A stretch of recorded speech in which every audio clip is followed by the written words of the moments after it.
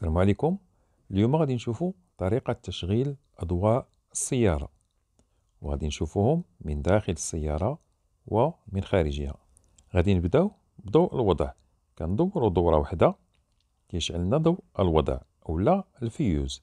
هاد الأضواء كتضوي لنا فقط، كتبين لنا العرض ديال السيارة. ندوروا الدورة الثانية كيشعل لنا ضوء التقابل.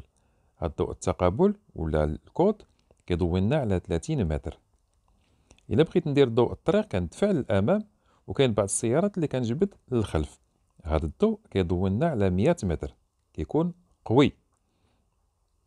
إلا بغيت نرد الضوء التقابل كنرد هذا المؤشر للوراء. بغيت ندير إشارة ضوئية كنجبد عندي المؤشر وكنطلق، وكيقدر نديرها عدة مرات. دابا غادي نمشيو للأضواء ديال الضبابة. كنمشيو لهاد البلاصة كندوروها للأمام كيشعل لنا الضوء ديال الضبابة الأمامية. كنزيد واحد الدورة كيشعل لنا الضوء ديال الضبابة الخلفية. كما كنلاحظوا هاد الأضواء فهي قوية بزاف. باش ما نطولش عليكم، في الفيديو القادم إن شاء الله غادي نشوفوا هاد الأضواء فوقاش كيمكن لي نستعمل كل واحد فيهم.